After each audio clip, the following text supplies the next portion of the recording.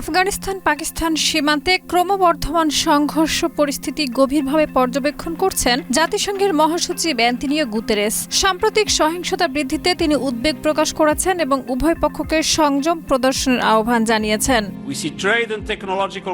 27 ফেব্রুয়ারি প্রকাশিত এক প্রতিবেদনে বিষয়টি জানিয়েছে কাতার ভিত্তিক সংবাদ মাধ্যম আল জাজিরা। জাতিসংঘ মহাসচিবের মুখপাত্র স্টিফেন ডুজারিক এক বিবৃতিতে বলেন, গুতেরেস দুই দেশকেই আন্তর্জাতিক আইনের প্রতি কঠোরভাবে প্রতিশ্রুতিবদ্ধ থাকার আহ্বান জানিয়েছেন। বিশেষ করে আন্তর্জাতিক মানবিক আইন মেনে চলা এবং চলমান উত্তেজনার মধ্যে বেসামরিক নাগরিকদের সুরক্ষা নিশ্চিত করার উপরে তিনি গুরুত্ব আরোপ করেছেন। 72 ঘন্টা ময়েশ্চার লক সমৃদ্ধ লিলি বডি ওয়াশ শিয়া বাটারের গুডনেস স্কিন রিপেয়ার করে রাখে সফট ও গ্লোয়িং। এদিকে পরিস্থিতি আরো জটিল আকার ধারণ করেছে। আফগান সরকারের বিরুদ্ধে প্রকাশ্য যুদ্ধ ঘোষণা করেছে পাকিস্তান। দেশটির প্রতিরক্ষা মন্ত্রী খাজা আসিফ আলী জারদারি সামাজিক যোগাযোগ মাধ্যম এক্সে দেওয়া এক পোস্টে ঘোষণা দেন।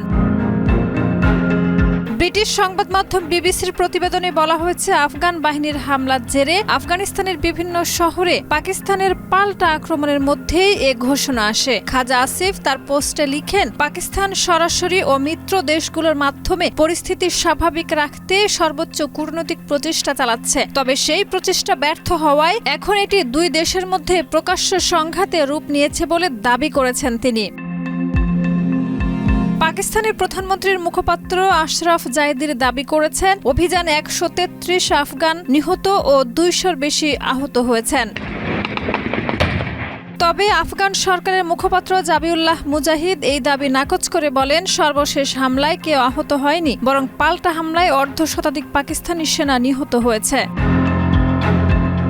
উভয় পক্ষের পাল্টাপাল্টি দাবি সত্ত্বেও হতাহতের প্রকৃত সংখ্যা এখনো স্বাধীনভাবে যাচাই করা সম্ভব হয়নি। সীমান্ত পরিস্থিতি ক্রমেই উত্তপ্ত হয়ে উঠছে, যা আঞ্চলিক স্থিতিশীলতার জন্য নতুন উদ্বেগ তৈরি করছে। শাহিদা রুবি, মাই টিভি।